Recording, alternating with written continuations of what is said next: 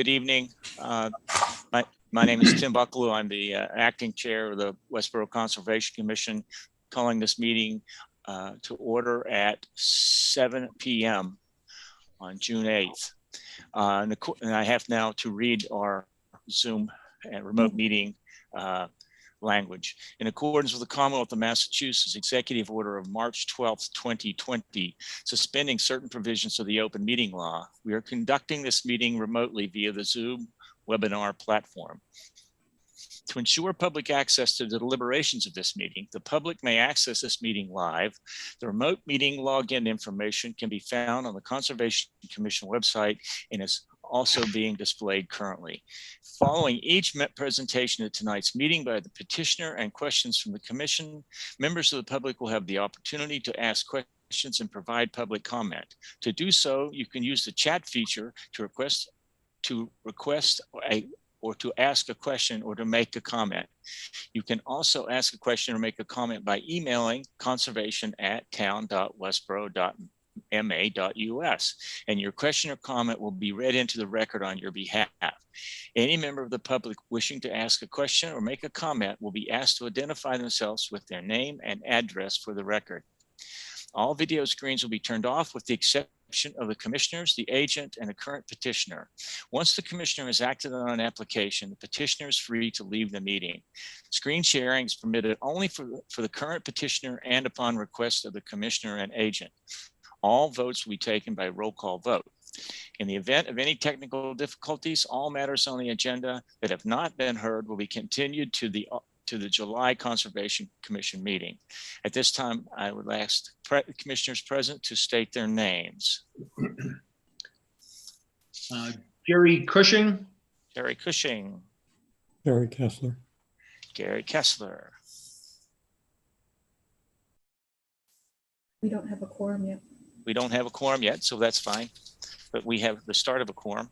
We have a Jerry, a Gary, and a Tim. Yep. Do we have business that doesn't require a vote? I have two phone call people. One of them might be Justin.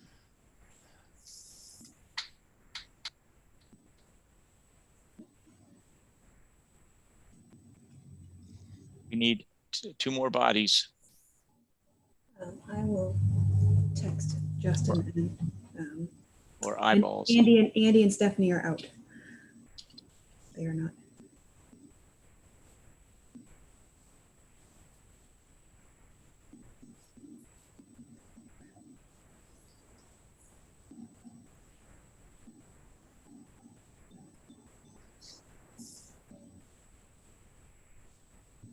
Tim, do we have administrative business that doesn't require a vote? There we go. This is Justin. Oh, we have Justin there he is. He's come in. Okay. That makes four. Hey. Makes four. Makes four. Okay. So Justin, by phone. Just waiting for my iPad mini to charge up. Well, the power grid is sagging just as you plug it in.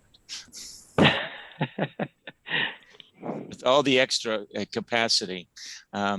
Okay, so I think I have read the remote requirements.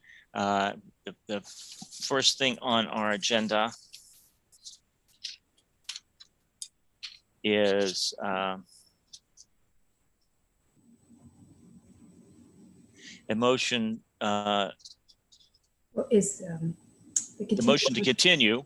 Is it the continued notice of intent for 332? Yeah, 332-918. So it's we need to, as I understand it, that hearing is going to be continued because the applicant and the Department of Engineering still haven't finished their work. Is that correct? Yes, at the moment, the engineering department has received a review and is going to be making comments back to the applicant. So I would suggest that the commission wait until the engineering department has signed off on that, and then you can motion to close the hearing. Okay. So I am I need a motion to continue the notice of intent hearing for file 332918 Atlantic Management located at 4400 Computer Drive to July 13th, 2012. So moved. And do I have a second? Second.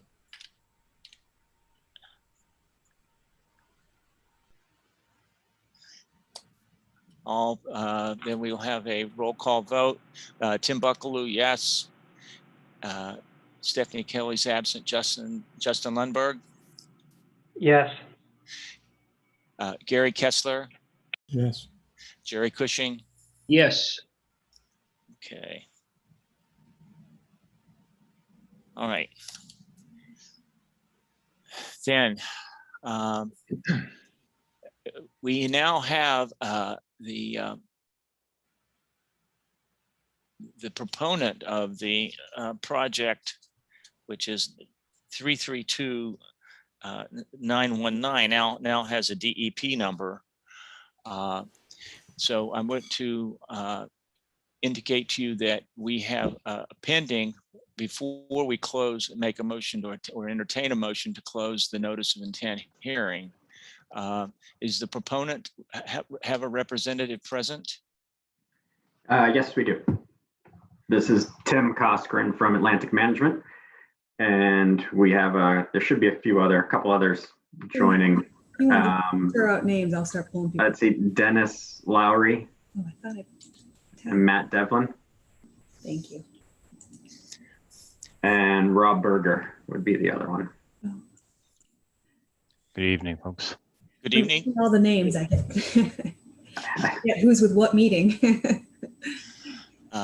So Berger, Lowry, Coskren, and Devlin. Yes, and Lawler, Brian Lawler. And Lawler are all here. Okay. Yes. So we have, I believe, we've had a thorough airing of the issue on the notice of intent, and a order of conditions has been prepared. Before we get to that, it's my understanding that we need to execute a waiver of certain provisions of the local wetlands bylaw in order to permit the proponent to execute the remediation that needs to occur on the site, and then to execute the restoration of wetlands on the site. Is that correct, Agent? Yes, because of the nature and the scope of the work, they're not able to meet our bylaw standards because the wetland buffer will be within the 20-foot and completely removed. And to remediate it, to build the other wetland, they'll have to be in the 20-foot buffer as well. So in order to do that, they would. So there are two aspects of this that are section 5.11 and section 8.1 of the wetlands protection regulations.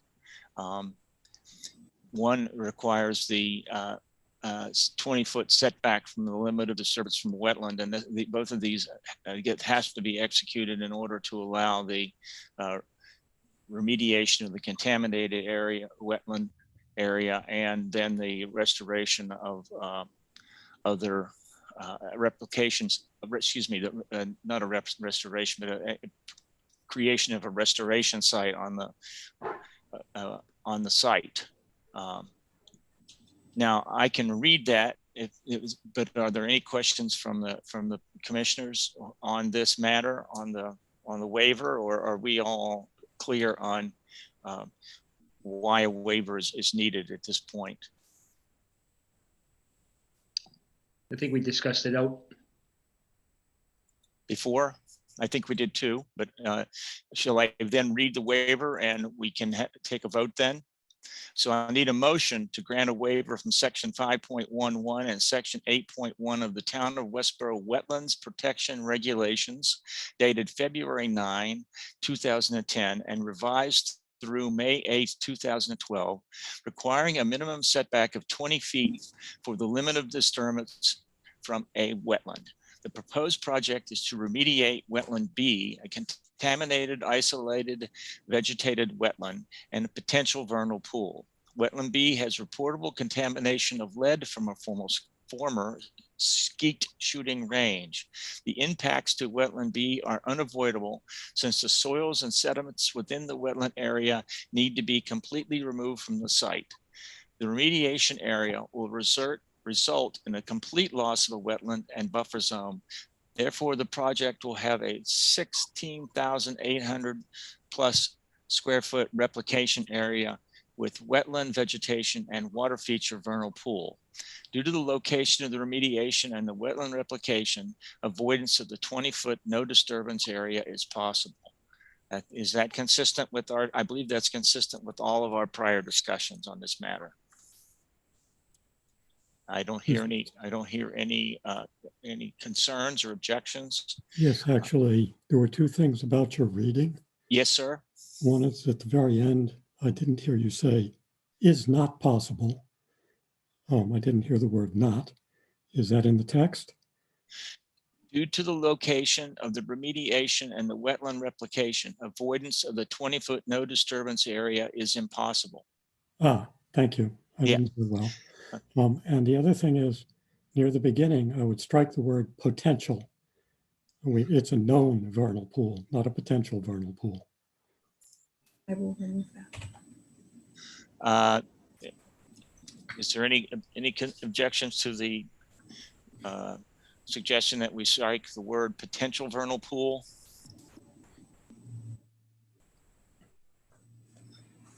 Hearing none, I will administratively amend the waiver motion.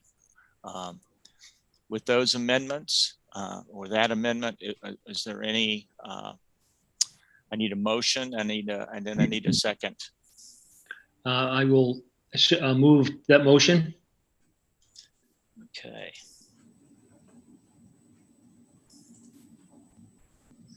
Second, anyone? I'll second it. Thank you.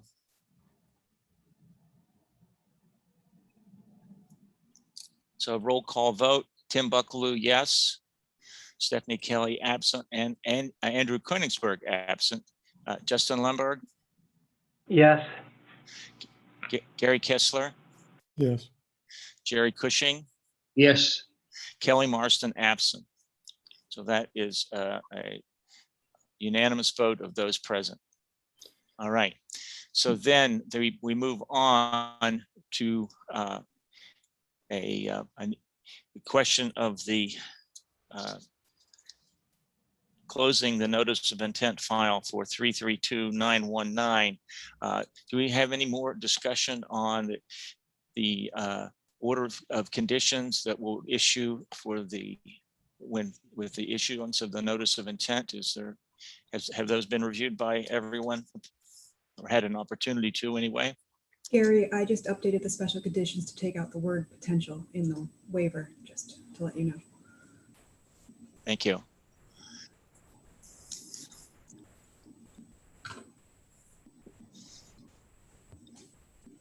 Has the proponent had the opportunity to review the order of conditions and special conditions 21 through 49? Yes, we have. Yeah, and you accept those without comment? Yes. Okay. Then I need a motion to close the notice of intent hearing for DEP file 332919 and issue of order conditions with special conditions 21 through 49 for Atlantic Management located at 64 Otis Street. May I hear a motion? So moved. And a second. Second. We'll go through the roll call vote. Annie Koenigsberg, absent. Tim Buckaloo, yes. Stephanie Kelly, absent. Justin Lundberg, Yes. Gary Kessler, Yes. Jerry Cushing, Yes. Kelly Marston absent. So the whatever steps need to be taken to make that available, and does it have to go to the registry now, or what happens now? So I will, I'll issue it to the applicants tomorrow and send it off to DEP as well tomorrow. Okay, great, excellent. Before we say goodnight, and move on, Tim, could I just ask the proponent what the construction timeframe is? Good point. We are looking to start the remediation as quickly as possible here. So Rob Berger, who's on the call here, our LSP, is looking. I think he's starting the temporary access road and looking to get in there and get that going quickly. And we're talking with Matt and Dennis and a couple other consultants on the replication piece to just determine the best time of year for when that should be done. So I think some of it could be done now, and the planting may be done in a different time, maybe in the fall. But we're trying to do both as quickly as we can. And Sherry will be notified once substantive work is being done on the replication? Yes, definitely. Okay. We'll keep Sherry in the loop. I'm very good at that. Yeah, I would note to just wait the 10-day for DEP appeal period before. Yep. That. Yeah, I saw the heavy equipment over there. It looked like beginning the access road. So I assumed that something was starting anyway. So I think this has been a well done presentation, and I think we've done our job well too. So I think that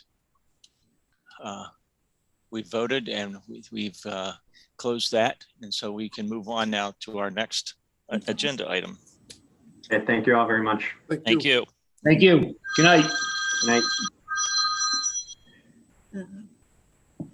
Just give me 1 second, Tim. I'll move everybody around here. Okay. Oh, that's what happened.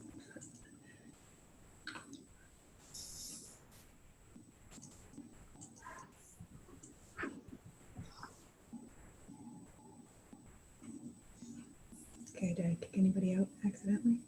No. Good. Go ahead. Now you can read off the next one, Tim. I'm all set. Thank you. Well, I have to get back to my. I can read it if you'd like. Well, I guess, yes, the next issue is, I think I may have things out of order. You read it by what you think the next issue is, Sherry. It's past 7:10, the continued hearing of the abbreviated notice of resource to area delineation. Yes, that's. Garrett Curtis, parcel ID 26-53 at 9 Otis Street. Nicole Hayes is here as the representative. Nicole, do you know if anybody from Garrett Curtis Landscaping is going to be present? I'm not, Nicole Hayes from Goddard Consulting. I'm not exactly sure if Mr. Curtis will be attending the hearing tonight. If he is, please feel free to raise your hand and I'll pull you forward. So as I outlined in an email earlier and in my issue update, there's been some back and forth with the Mr. Curtis and Nicole as well, that I was asking the commission to vote on a third party to come in and have a wetland scientist review the wetland delineation and the filing, because it's not my area of expertise, and just have some, because it's an ANRAD and they're looking to actually present a project down the road, I wanted to make sure this line is completely accurate. So when they present the project, there's no error. And they are allowed to do whatever they can do within their limits.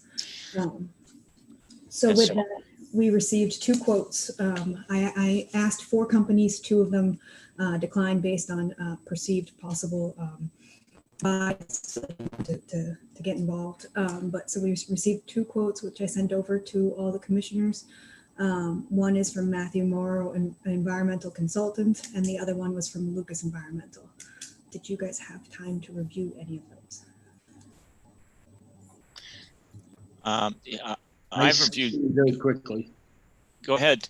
You have anything, Jerry? Or I looked at them. I don't have any comments. I don't have any comments. There's, other than price difference, I don't know that how one would make a distinction between the two, and price shouldn't be, I don't think, the basis for making a decision or making a choice between the two. There was that one quote had a sum for representation at a meeting to discuss, and I wasn't 100% sure if the first one, the lower price one, had time in for that meeting or not. I don't believe he does. It does. Okay, so No, he then, doesn't. oh, it does not. Okay, so the scopes that were presented are different then. So we Yeah, should they be, are. Yeah. Yeah, we should definitely be aware of that. Yeah, this is the total estimated cost. The Matthew Morrow quote is based on total estimated cost, and I do not see anything in here about an appearance, site inspection for no extra charge, inspect the remainder of the site, generate a review report, but there's nothing in here for regarding making a live appearance or coming in to necessarily make an explanation, which I think might be needed. So it does put the quotes in slightly different status, but it seems to me that the one that's more complete, I don't know what the other commissioners' thinking is, but it seems to me that it adds as it's something that we may want to consider as an important distinction. Yeah, and we might want to look back and see what we requested, because if there was no mention of a meeting, then it sounds like we might be penalizing the first opponent. If there was and they didn't put money in, then we could argue that they weren't responsive to the No. RFP. So In my scope of services, I wrote, the consultant will work with the conservation director on this review and present to the commission their findings in an open meeting. oh, okay, then they were not responsive. I agree. And that I coming from that background years past, that can be basis for helping us make the decision. I agree. As a side note, So do we- Environmental does it for Southborough, which I'm on the board of. So I'm very familiar with what they present, and it's usually fairly good. Yeah, it's very detailed. Yeah, very detailed and very, very fair. So Yeah, because I think if I read them correctly, to do the actual work and report, I think they're very close to being the same amount. But unfortunately, the first consultant didn't include time for a meeting. I think that is a distinction that's makes a difference.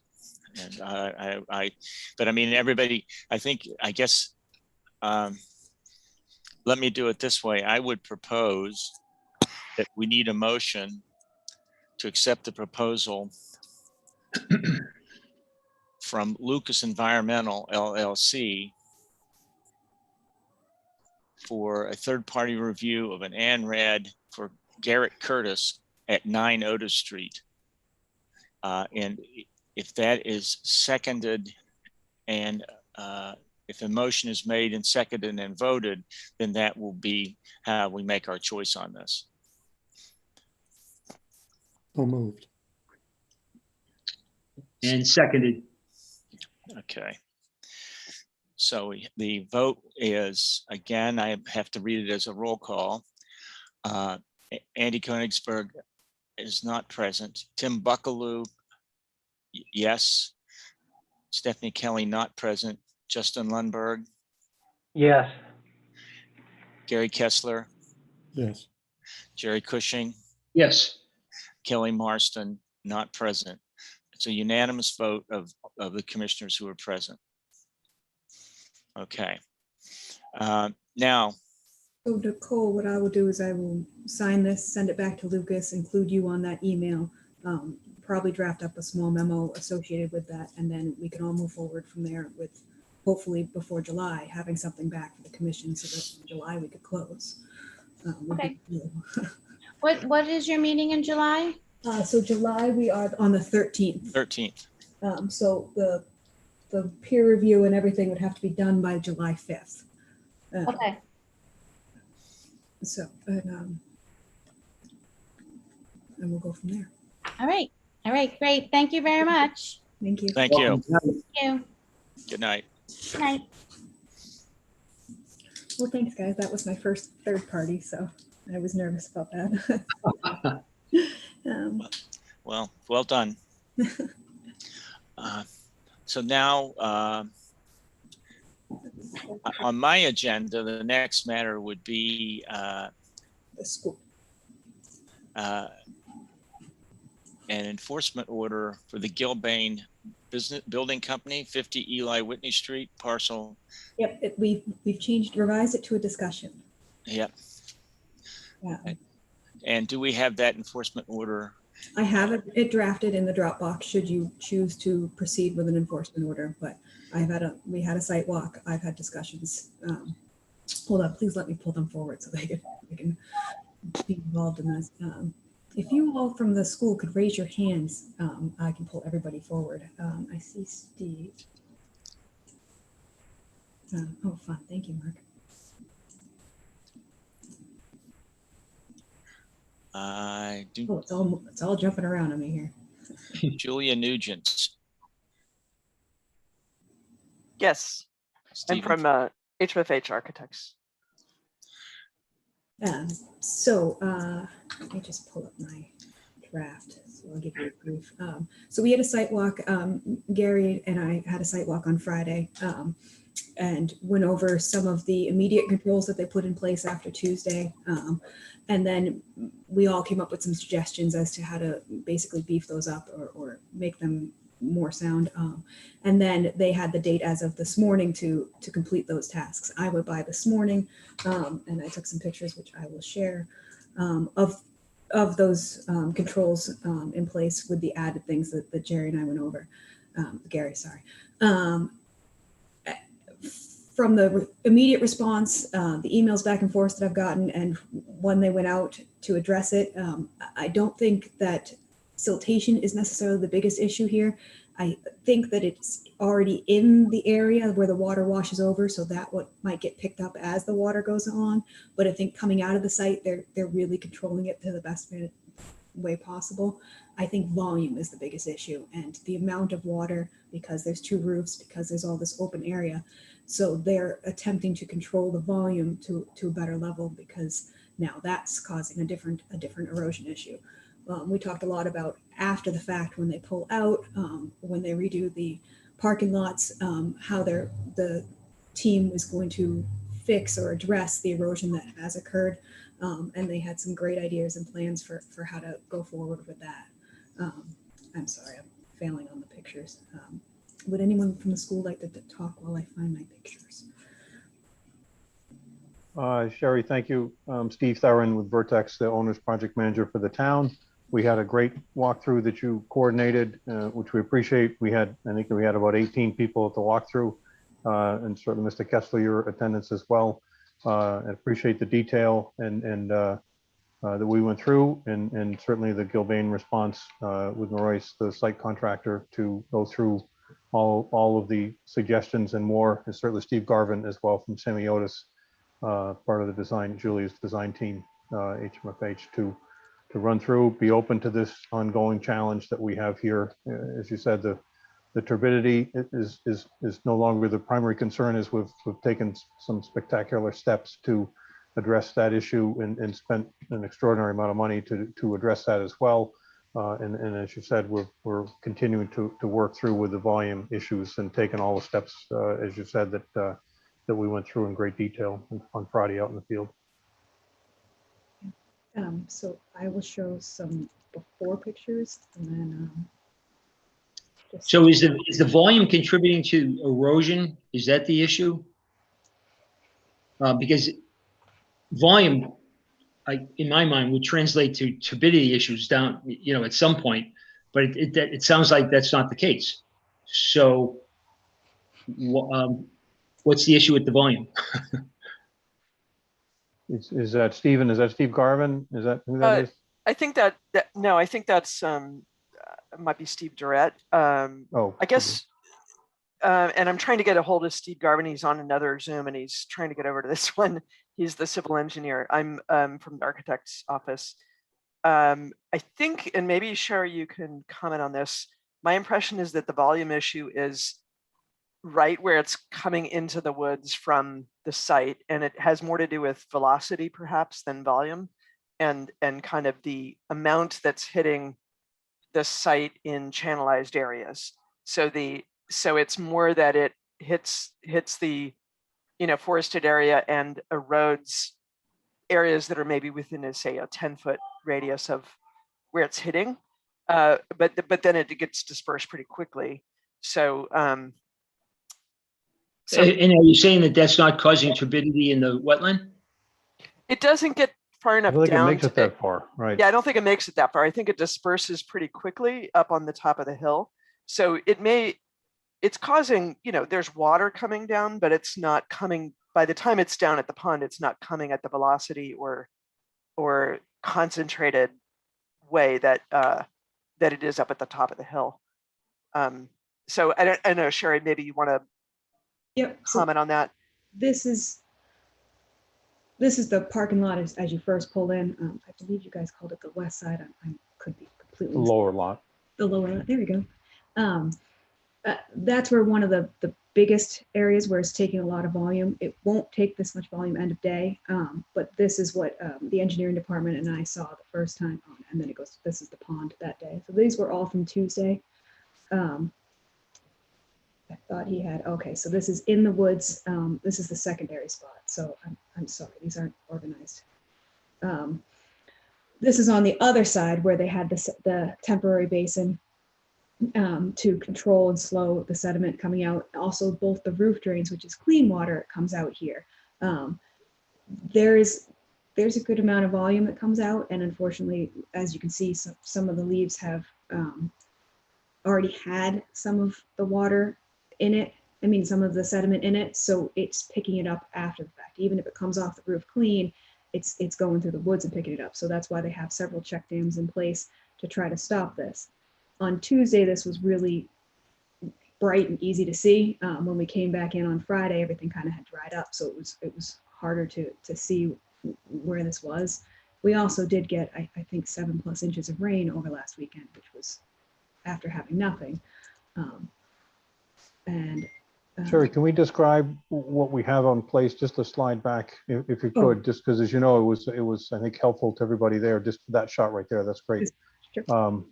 The two green tanks there, those are the two frac tanks, and the water gets pumped. And there's probably other photos that are even better, to one of two different retention basins that are temporary but are in place now that receive the water, and the sediment is all in there. It gets pumped from there up into one frac tank, and from there gets pumped into the other frac tank, and then is let out through a hose back, drained out into the woods, if you will.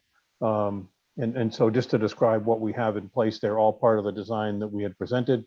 We did see that those retention basins, even with the storm event that we had, elongated event that we had, it didn't overflow those basins that are in place. So what we have in place to address the turbidity, by accounts works.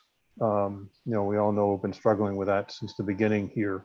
But the system in place is working now. This next issue of the volume coming off the site, which is a spectacular challenge, is causing things as we discussed here. But this is what we put in place, what we presented to you folks when we last were before you, and just to show you and explain to you with this picture, what that really looks like in the field. Can I? Just one really quick, Sherry. Kevin Jones from Gilbane is here and has his hand raised. Could you bring him in? Sorry, I didn't mean to interrupt. It's okay. I'm just in another screen. It won't come up. Where is it? Jerry, if I might, address your original question a little bit more directly. As you recall, there were two places where there was a lot of runoff coming up from the site. One was the lower parking lot corner. Yep. I remember. Yep. And the other was the far corner where they had the retention pond. Which is the picture that we're seeing, looking at. Yes. Yeah. So they greatly modified that area. And when they refer to the turbidity problem, what they're really saying is we're not seeing that silt flow coming off the site, particularly in that corner, the way it previously was. Right. So the flow that's coming off the site there is largely through a clean water conduit that they rerouted the roof water as you had suggested. So there's a large volume of water that comes off of there. It's not creating a big erosion problem on the slope because they've covered the top of the slope and put some hay bales in and stuff that slows it down. But you might recall down at the bottom where things flattened out, there was still a lot of silt that had collected there from prior events. And so that large volume of clean water coming down may have washed some of that stuff into the pond. At the other location, the lower parking lot corner that's close to the road, in that area, they reinforced the stuff that was there with more rock and they may have done some work with the hay bales as well. But there's a large flow that's coming off that corner still. And there we could still see erosion on the steep part of the top slope and stuff. So while that's not necessarily pulling down silt from the site, like previously, we would still be getting some material eroding off the hill and going on down the hill there. And there, the volume problem does still represent an erosion problem that we asked that they do something to address that flow. And this is, I think this picture is the area you're talking about, right, Gary? Yes, it is. These first couple pictures are, as of this morning, very fit for this area. While we were there, they talked about a couple of things that they would do. One was redirecting the roof water in the far corner. So maybe it wasn't flowing over the land the way it currently is. And also in the lower parking lot area, doing some work to try to break that flow up and slow it down as it goes down the slope. And I think they were talking about having to have some or all of those quick fixes done before the meeting today. I don't know the status of any of that, but Sherry might. Yeah, let me pull up. Sherry, Steve Zarette is trying to get in. If that's possible to let him in, that'd be great. Did he, if he called in, if he could tell me his number. I don't see ends with 5883, I think. 883, yeah, happily. I can allow him to talk. Let me. I could ask you another question while you're trying to remedy that. The second frac tank that discharges treated stormwater to the wetland, at that discharge point, there's a hose of some sort, I imagine, that runs from the second frac tank to the top of the hill and then possibly down a little bit. Is there erosion at the discharge point of that hose due to the volume coming out of the frac tank? Kevin, you want to speak to that? And it's a long way away from the wetland. Yeah, clear. yeah. Good evening, everyone. Sorry, I'm just joining in now, but this is Kevin from Gilbane. The picture that you're looking at here, this is the discharge from the frac tanks. And what we're looking at is they've put the hose into a bucket so that it doesn't discharge directly down the hill. And they're trying to diffuse the water by having it spill over to the bucket and then into a bed of stone and then onto a fabric to help control that erosion.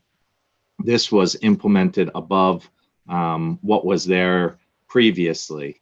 That's a great picture, yeah. So what we're trying to do is slow the water as much as possible.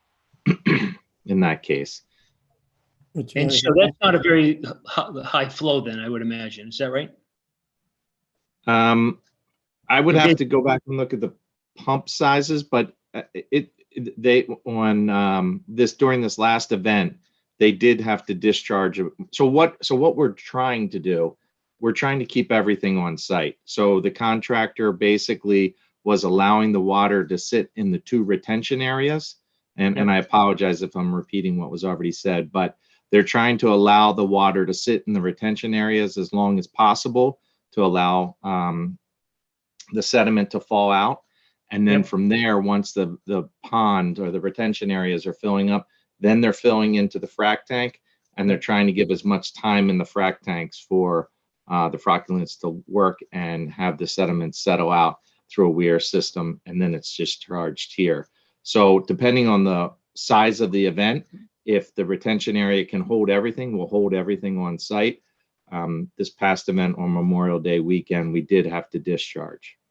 Is this the retention area you're talking about in the front? So yeah, this looks like the low retention area. So what we have is 2 retention areas. One is substantially bigger. That's the larger one. And then the smaller one is off to the left-hand side. So this larger one, that's the smaller one, and the picture before is the larger one. So what is happening is the larger one is catching a lot of the runoff and the surface draining water on the, let's see, southeast side of the site. On the north side of the site, some of it is running down to the lower basin, and the lower basin is basically our last line of defense, which then is pumped up to the larger basin where we're letting it sit, and then from the larger basin, it's pumped into the frac tanks. So it sounds like that side of the site, you're doing a real good job of collecting and treating all the stormwater. Yes, yes. The comments from the contractor who was actually there during the event and watching it was that everything discharging from the site was clean water. And whether it was coming out of the roof drain, which is that 10-inch or 12-inch line that's now facing upward, or this frac tank, it was clean water coming out. Our issue seemed to be once we were discharging and what erosion was happening down outside in the buffer zone. And as Sherry was just explaining, we fully revamped those controls and reviewed and put in extra lines in and did extra measures to try and slow that down. But you discharge, I'm still a little confused. Is your sole discharge point for this portion of the site we're talking about the hose that is from the second frac tank? Is there another discharge point for the stormwater on this side of the site? So this is the second discharge. This is catching the new roof. So this is the new roof drain. All the roof drains from the new building are taken to this line that you see on the right-hand side. So these 2 discharge points, whether it be the frac tank, the hose, or this larger pipe here, they're probably 25 feet apart or so. Don't quote me on that, but I didn't measure it, but somewhere around there. And some of our discharge on this last event is this line here did not have an ability to turn up and trickle out. It was just a straight shot, and same with the frac tank discharge. So Kevin, at the time of the site visit, I believe those 2 discharges were essentially co-located. Have you moved the frac tank discharge farther away from the roof drain discharge? If it moved, it didn't move far. So for the purpose of this conversation, I would say they're basically in the same location as you saw when we walked the site. Yeah, so they're pretty much, from Jerry's point of view, they're in that corner, pretty much co-located. Yeah, and So, I mean, that could be contributing to the erosion if they're allowed to combine, eventually meet both flows, then you're exacerbating the condition downstream. Which I sounds like it could be easily fixed by just extending additional hosing to and maybe to Gary's point earlier, to points that are not around the first areas of heavy sedimentation that occurred, and then just put some heavy riprap down at those new discharge points to slow the water. Because I'd like to speak to this general discussion. This is Steve Durrett. I'm the chairman of the school building committee, and of course, all the people that are speaking to this issue in effect work for the school building. Sherry, could we go back to the beginning of the pictures? I just want to point out a few things as we go. Sorry, there's my kids. Okay. Let me go back to, they're different days, so I apologize. Yeah. This. But basically there's two systems on the site. There's one that picks up the dirty water, which is the one that you're looking at here. And the other one is basically the pipe system from the upper part of the lot and the old parking lot for the school, as well as some of the runoff that comes down Eli Whitney, which is also piped into this system. So the one on the far side, that is beyond the other side of the site, not this one. This will get there. So That's this part of the parking lot, system, this part of the system collects the dirty water that comes on the site for the exposed land. And everything you see here is contained and goes into the frac tank. And so the outcome of this is it flows downhill, and there's actually only two drainage courses down the hill. No matter what we do to separate this left side of the site looking down the hill, it's all going to end up in the same low points or drainage channel, if you will, going down the hill. But as you see in this picture, you don't see erosion trenches. What you see is the fact that the leaves have been moved. In both cases, the leaves have been moved, but you don't see, even when we walk the whole site, and I think Sherry and Gary can speak to that, there are some low points that collected a little bit of sediment, but there isn't any erosion trenches down the hill. And in fact, we've increased the number of hay bales down the hill so that we can spread it out, slow it down, and eliminate any potential for erosion on the hillside. So that in fact, we're not really moving any sediment material down the hill. I would argue that the dirt in the street is some of the rationale behind let's say the right side of the site, projecting initially some dirty water into the pond. But as you can see that the leaves have been moved. Yes, there are water courses here. And, as we have dealt with these issues on the hillside, which is quite steep, by the way, that in fact, by adding additional hay bales, we're slowing it down. And in fact, as this last walkthrough, we added more hay bales down the hill so that in fact we can slow the water down. As you can see in these water courses, although we've moved the leaves, we haven't moved the soil. So we go back to, and I think this was part of the chair's concern when he walked the site, was if you go look at our system, if you will, that's upstream of the frac tanks, it does look like what it is. It's a containment of dirty soil, and the purpose, of course, of those containments is to be able to collect that water and put it into the frac tanks. And the outflow from the left side of the site looking down the hill looks sort of like this. You don't see erosion here. You see a little bit of sediment on the surface. You see the fact that leaves have been moved. And let's face it, we have passed water in terms of, let's say, the runoff design, maybe double what the design purpose is supposed to be based on the state rules. So You know, this is not an easy soil to work with, and I think anybody who's been on site recognizes this is really tough stuff to work with. And from a committee's point of view, we have asked our consultants and our engineers to do absolutely the best they can do to minimize or eliminate the issues associated with the Conservation Commission's oversight on this particular project. And I think we've done a good job, and we continue to improve that system as we have experienced what happens on the site. And I certainly would now defer to Gary and to Sherry in terms of what they saw.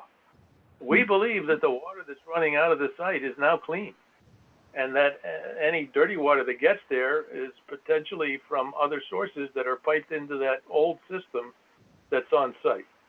And recall that, in fact, we are the town, just like the streets and the DPW, etc.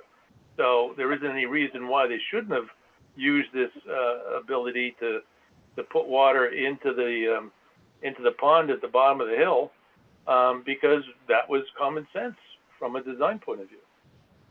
So, yeah, you know, it is what it is. And of course, each one of our engineers or professionals here will speak to what we've done and how we've done it each time that you've asked us to do something better, including this time.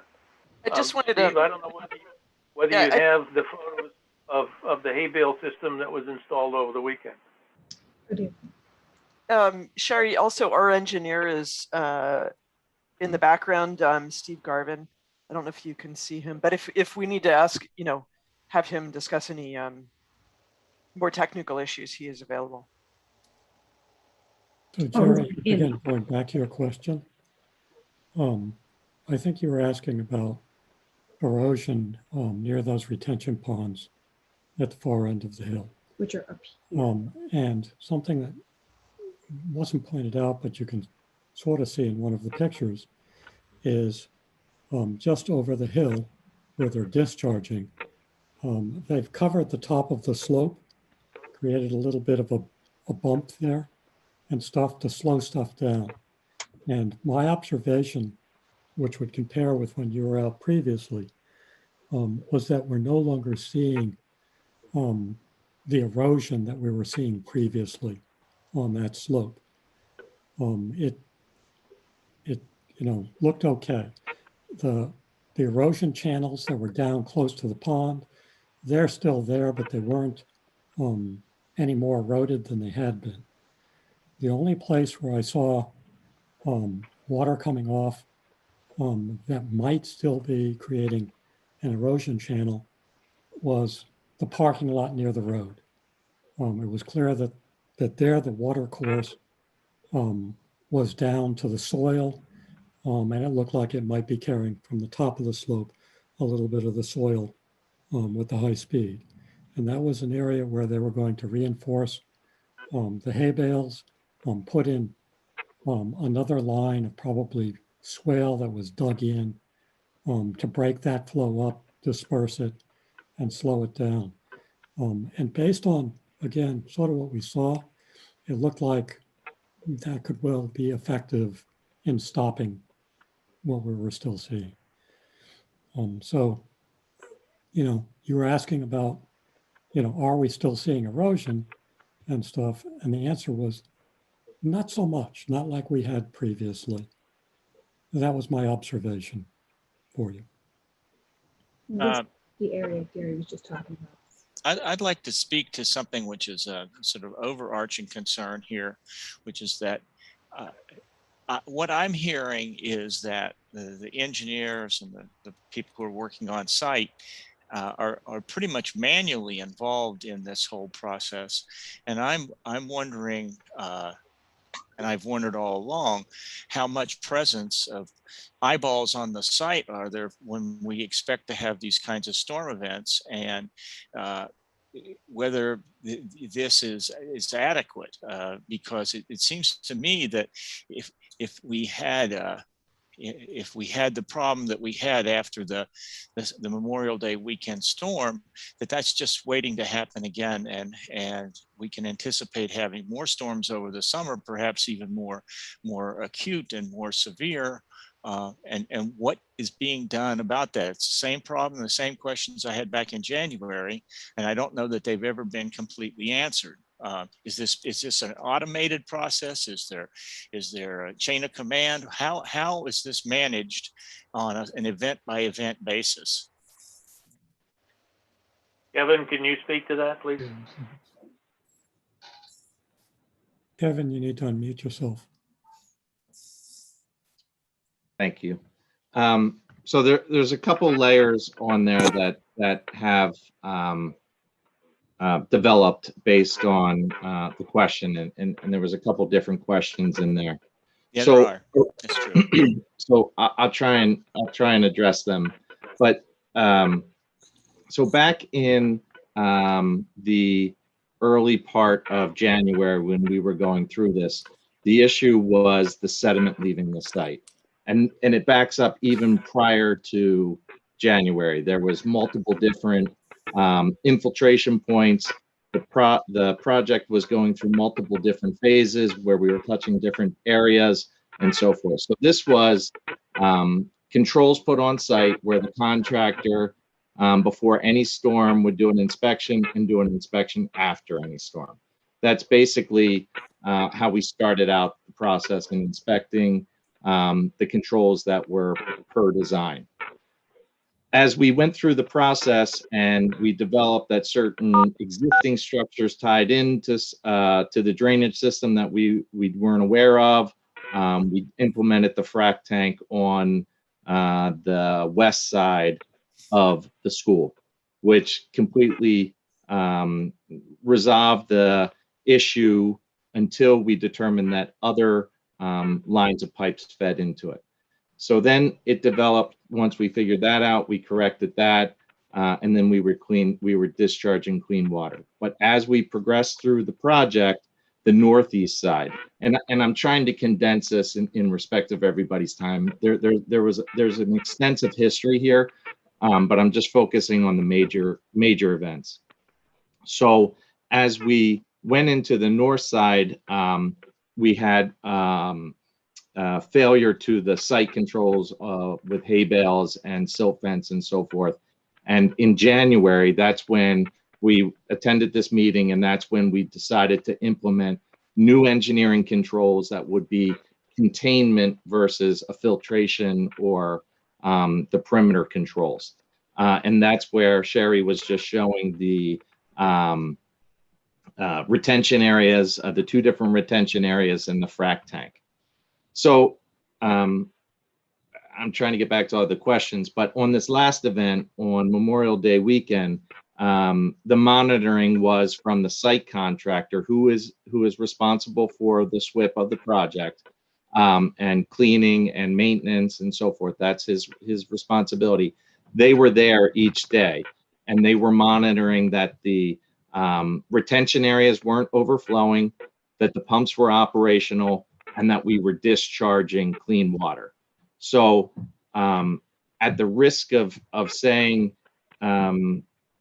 we walked through the weekend thinking that we were successful, because every other issue was sediment being discharged from the site at various locations or for various reasons.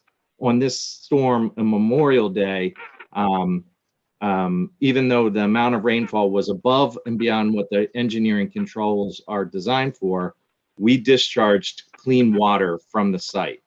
And then the erosion control that happened, or that is basically was our main focus on our walkthrough this past Friday, was because of the water that was being discharged. The volume and the velocity were creating drainage channels through the wooded area. So it became a different focus for us on this last review on how to slow the water down even further. Now, we did have controls to slow it down in the woods previously, but this last event yielded that they did not contain or slow to the degree that we anticipated. So that's the additional measures that were put on. So in between the storm from Memorial Day and what you see today, additional stone, additional hay bales, additional silt fabric, different engineering controls by trying to diffuse the water by turning the large drainage pipe on a 45 and then putting it right into the silt fence, and then also the stone bed at the discharge point of the frac tank with the bucket. So it's been constantly progressing. I hope if I didn't answer all your questions, I'd be happy to Well, take another stab at it. you did. You told me how you've been responsive to the problems that have occurred, but we were not really kept in the light about this until events required us to be engaged. And I thought that was going to be different. I thought we had agreed going forward that there would be a better channel of communication between the site contractor, your office, and the conservation agent. In other words, we don't want to have to keep going through a problem of finding out that there are new sources. I mean, this is a huge amount of water coming out here. And even if it's clean water, it's a huge volume of water. And it could be larger. I mean, am I correct? I mean, if you had let's say we had some events like we've had in the past in that very same neighborhood where we got, 5 or 6 inches of rain in 3 or 4 hours. That's an enormous, and that would test anything. How do you propose that we would become engaged in that? Or do you see any reason for us to become engaged in that? Or are you reporting to anybody about how you're managing that? I think some of the reaction that you're seeing, is surprise on our part that we're still dealing with what seems to be engineering issues on this. That's I'm surprised. I don't know if anybody else was, but I thought we had that these things were by and large resolved. So maybe I'm naive. I'd like to just add something too. It was mentioned that all the stormwater on the frac tank side of the site was retained during that last storm. That's pretty impressive, and it was all treated. And I think you guys should be congratulated for accomplishing that, because yes, that is a remediation that is effective. I wasn't there in this most recent walk, but I don't know why. I mean, if the discharge points of both the roof drain and what's coming out of the frac tank is at the top of the hill, you're just allowing that discharge to gain velocity going down the side slope, and with the potential. I'm hearing there might be some, there might be a little bit, there might not be any, but the potential of erosion causing additional sedimentation. I've seen discharge points that would run, hoses that would run down, or pipes that would run down the slope, and then you've got some very innovative velocity dissipators to slow that flow down, spread it out, and force it through hay bales, and you've really cut down that velocity, and then it has a chance to just fan out to get to the wetlands. So you're getting a lot of credit for the treatment of stormwater. You've isolated the roof drains and managing that correctly, but maybe just a little bit more thought into your discharge points on that side might go a long way to really controlling what's happening on that part of the site. On the part of the site where the old parking lot, that's kind of troublesome, and maybe some more creative things have to be done there to try to, I don't know, reroute some of the water, or just keep on putting more and more velocity dissipators down that slope. But I don't, Gary, I think the answer is look at what was done for the old school. The old school had drop inlets that brought the water into the pond without going down the slope. The engineering was already there. We didn't use that. And in fact, if we go back to the discharge of the big pipe, Sherry, could you go back to that view?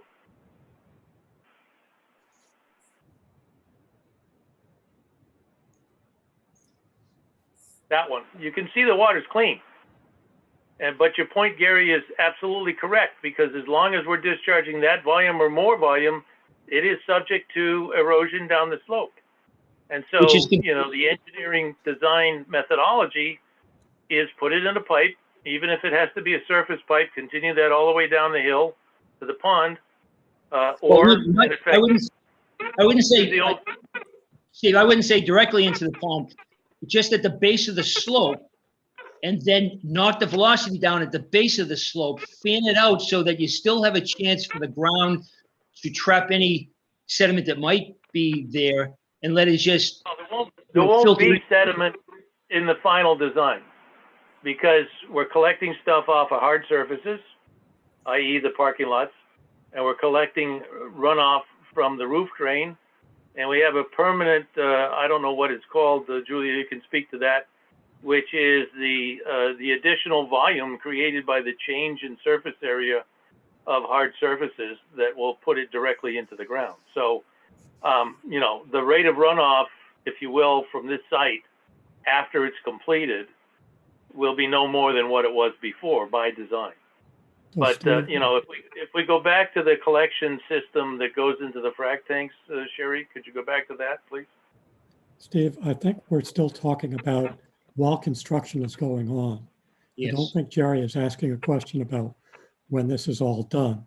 Right. So That's Yeah, right. okay. when it's all done, it's a different problem, and you've designed for that.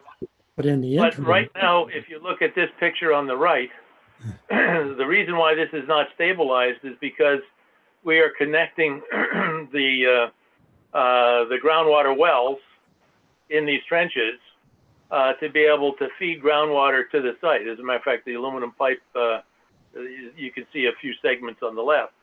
You know, within a month's time, this should be graded and stabilized, because we will have all those pipes in the ground, and we will have these trenches that are here backfilled and stabilized. So it isn't going to be very long before the dirty part of the site is going to disappear. Right, but Gary's 100% correct. We're talking about the current condition. I understand that's the plan for the fully constructed site, but we're talking about now. Yeah, Right. well, So- obviously we can deal with slowing the water down the slate, down that slope with the stuff. Steve, you had some brand new pictures of the hay bales that were put in over the weekend to extend, maybe it was Kevin, to extend the, you know, our ability to slow down the water going down the hill. Yeah, I think Sherry has showed those. But the one thing that I want to just make sure everybody's aware of is where we're discharging, that's basically the slope, and it does not flatten out until basically at the pond. It's a steep, it's a very steep slope all the way down. That's the first point. If I may just, I walked it, the previous site, and you know, there's a substantial difference between the slope where the basin is and the slope that leads into the pond. So I've walked it, and I don't agree with that statement. There's a steep slope closer to the school property, and then it tapers off. Yes, there's a slope, but not nearly as steep as where that pipe is discharging, and you can see that channel going down the slope, down the steep part of the slope. agreed. Sorry, I didn't mean to say that it's a steep slope all the way down. Yes, there's a steeper slope towards the right where the fence line is, and then halfway down it does start to taper off. Yes. The issue that everybody, but to build something halfway down there, we would have to put some equipment back into that area, and there just is no access to get anything down there.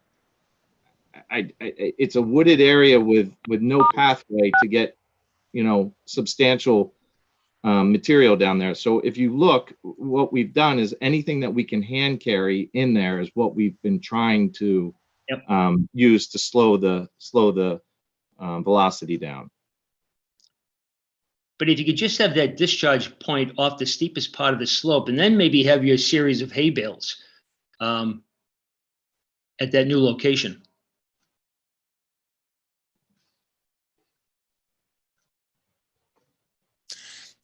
Kevin, at the time of the Memorial Day weekend walk. I know there was a comment about taking certainly the roof runoff pipe, for example, and just running it down to the base of the steepest part of the slope, and then sticking a bunch of hay bales down there.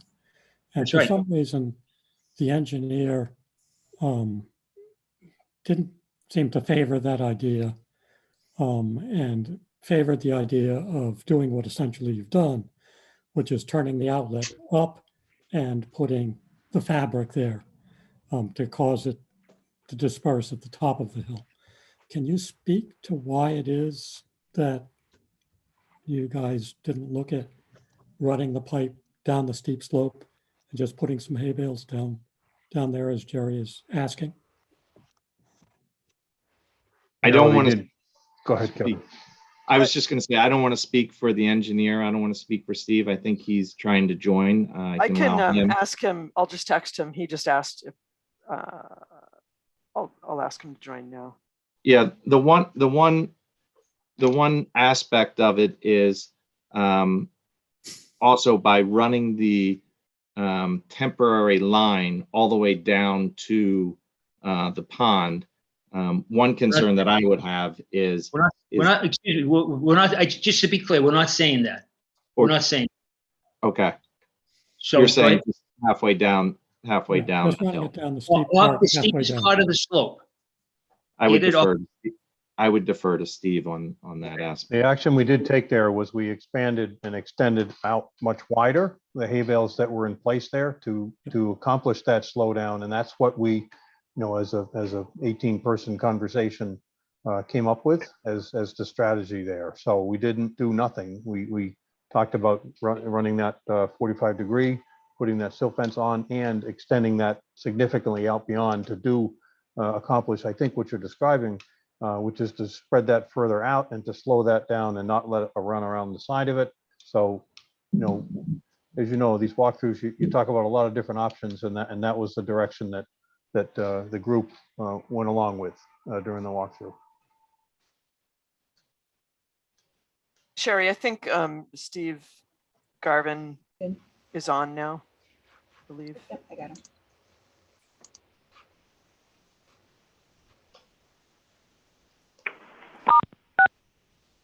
And I just explained to him, I think the question, which was why the temporary roof line has now lit at the top of the hill versus closer down to the pond. That was part of the question that was asked. Okay. Yep. Okay, so Steve's on. Would this be helpful for the commission to see? Yeah, I think we can hear you, Steve. Great. Yeah. What is the question? Sorry, I was on another meeting. I just jumped off. It is the convenience of the Zoom to be able to be in two towns in a few minutes. I think the question, because we're discussing essentially erosion at the top of the hill, when there's really large volumes and velocity of water, and one question would be why we aren't discharging closer to the pond where it's flatter and therefore I guess could have more dispersion a different way.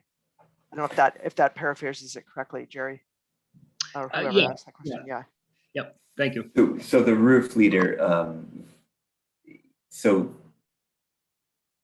I think the thought was that was clean water, and let's get it off of any disturbed area so that it's not picking up the subsoil that has the fines in it. That was the main focus of the initial design. When we were out there, we did see that I was concerned with how it was discharging. So we talked about putting back the fitting that would kind of be a 45 degree to help disperse it. They've put perforations in it also to help disperse it as it worked its way down. I think having the 45 degree will also cause the tap to, in a larger storm, a smaller storm, sit there and disperse out the perforations and disperse it that way. The erosion at that point didn't seem significant. We could revisit some stone pad there also, but that is what what the thought was not to have it dispersed in an area where it would be picking up the fines. So, Steve, I think Jerry's question was just a question about a different solution. He was asking, why not run that pipe down the steep part of the slope and have it discharge when things start to flatten out before the pond? Oh, so even further down, you're saying? Yes, further down the slope. Okay. Thank you, Gary. And, you know, put some hay bales down there to help slow it down and disperse, as opposed to having all that water running down the steep part of the slope. Well, I'm looking at the screen, and that there's a lot of slope everywhere there, and I Well, think there's definitely a flat area. there's a flat area, kind of. I can see before the the hand pond. at the bottom of, let's say, the north arrow, a flatter area. I would clarify it as a flat area. Flatter. Yes, and it's steeper there, so it's going to pick up speed as it works its way down in the channelized pipe, and then make its way down and disperse. We could look at that. I think you're then bringing everything further in. I don't think we saw a lot of erosion as it worked its way through. I would just wanted to disperse for the larger storm, but I think in the current system, you're not necessarily seeing a lot of erosion beyond the first, let's say, 5 or 10 feet of where that outlet is.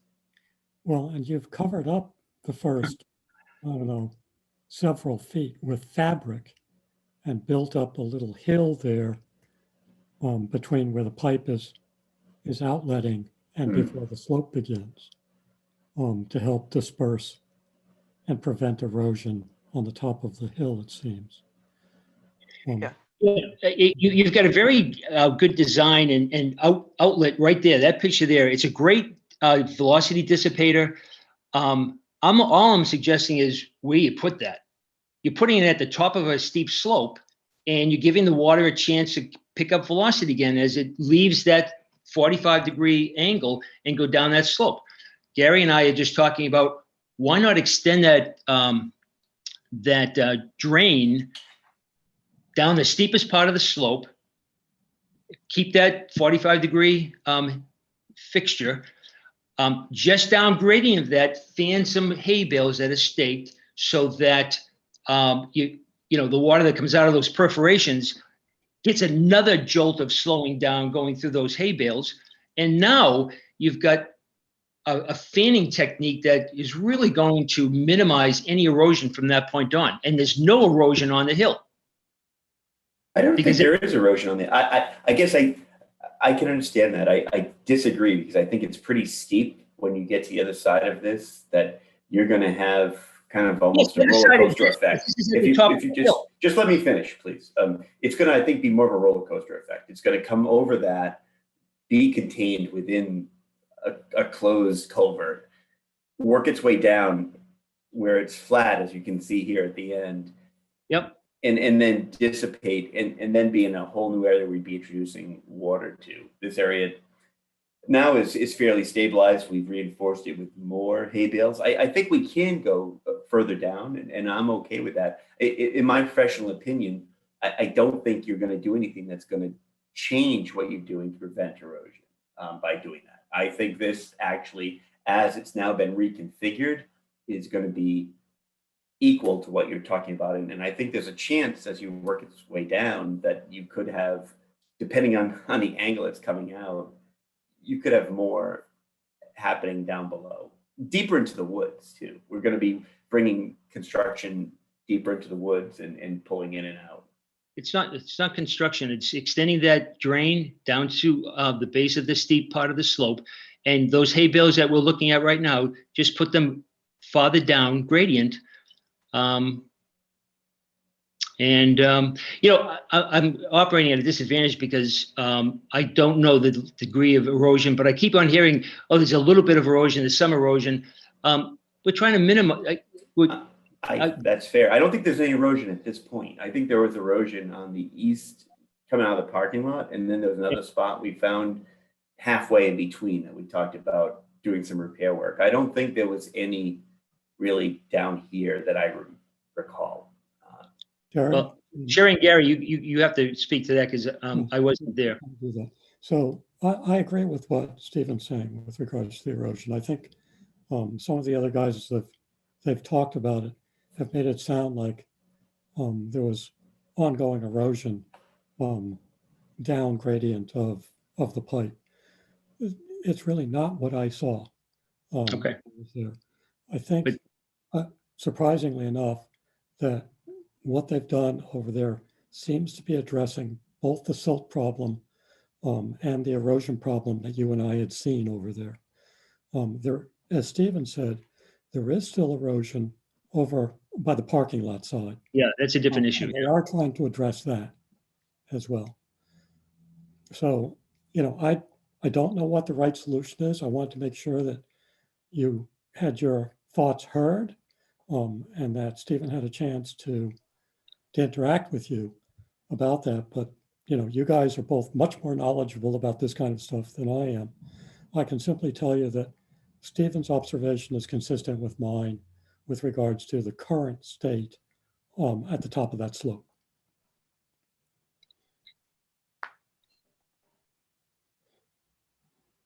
I think those are the same area, but I'm not positive on that. So the left-hand side is showing Today, to what was added. yes. I'm Okay. pretty sure, but they're looking from different viewpoints. Yeah, yeah, right. I know, it's hard to see exactly where all these pictures are taken. Yeah. Yeah, I don't believe on that northeast side that there was silt fence into the woods. It was just multiple layers of hay bales as you made it down the slope. And then now There was- you have installed them. This is also downgrade. This is very close to the pond. Yes, Towards the that, bottom of the pond. Okay. Yes. Yeah.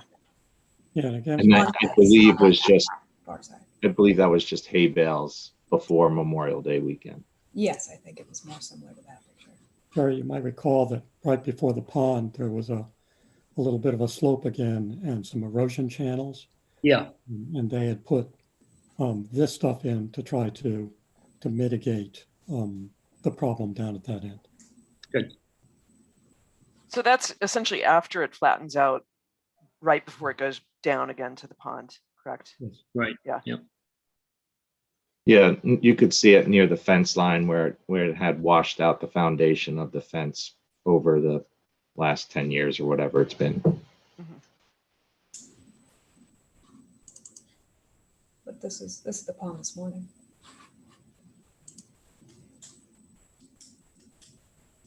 Which in the past it took days before we would have seen anything settle out. So for it to have looked like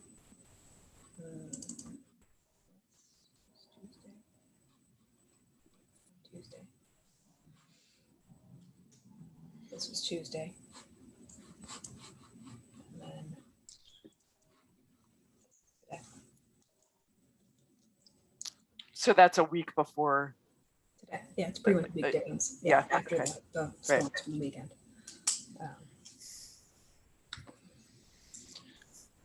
So what's our action plan from the Conservation Commission? I asked my fellow commissioners, do you need any more information, or do you think there's any action that we need to be taking right now?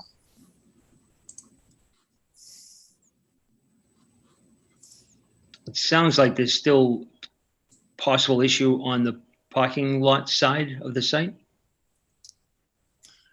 There has been additional mitigation done since the weekend. And the thinking was that mitigation may be sufficient to reduce or eliminate that issue sufficiently. But Kevin, the event. maybe And Kevin, can Sherry, you describe- Sherry, I'm sorry. I'm going to survey our people just for a moment. Sherry, what's your thinking? I think they've taken leaps and bounds compared to the other week. I think they addressed it to their extent appropriately. There may still be volume issues with, hold on, I'll share it again. wrong one.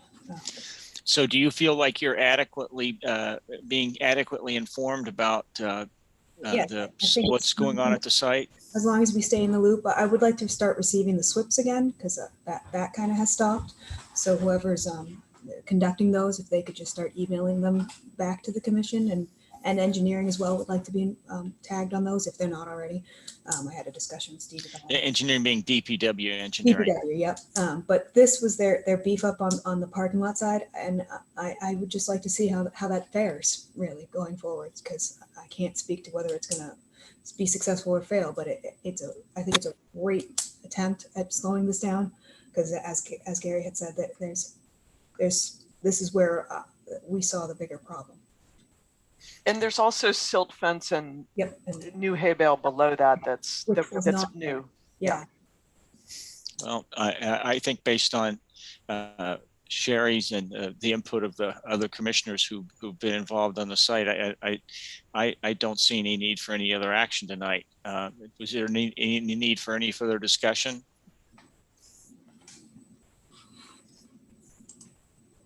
I'm not hearing any hue and cry for action by the commission, so I think we should declare this discussion effectively over. Anybody have any reason to continue it?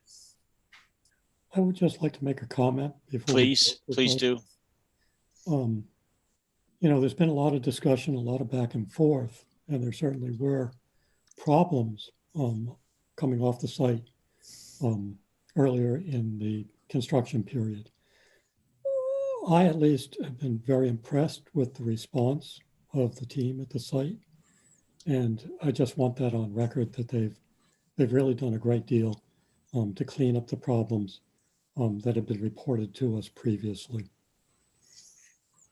And do you feel that you have confidence in projecting that going forward, Gary, that similar stresses on the system will be met responsibly? I guess that's my concern has been all along, is the ability of this to respond to extreme situations. And that's what because it's an extremely difficult site. There's a lot of water being produced on it. And even if it comes off clean, we have concerns about how it's managed. But if you feel confident, if you have I trust the judgment of my commissioners. So I think there's a commitment of the professionals on the site. Yeah. To respond responsibly and as expeditiously as they're able. I think there's also an acknowledgement that we're seeing some pretty heavy rain events. And so, I think they're reasonably reluctant to make guarantees about what it is that they can handle. But they've been very responsive and they're very concerned. Yeah, the problems at the site. I would never ask for guarantee from an engineer. So, but that's just me. They always end up with a calculus problem if you ask them for a guarantee. So I'm not good at those. Do we need to have further discussion on this? I see Stephen's got a hand up. Yeah, I just want to, I guess, let the commission know that you're speaking to the town as well as being the town trying to enforce your regulations. As the chairman of the committee, the school building committee, we have done everything that we can possibly do based on the information that we have from time to time as our process has continued. We are dedicated to the same principles that you are, which is to fix it if we can figure out how to fix it as soon as we know we need to fix it. We have not been hiding, I guess, behind the issues that we're talking about, and I appreciate Gary's comment, because it's true that we have, every time we have been either seen it ourselves or been told otherwise, that we react to the needs of the town as a whole and as the Conservation Commission as well, including input from the DPW. So, we are part of the town. We're trying to do our best to deliver the project as well as solve these problems.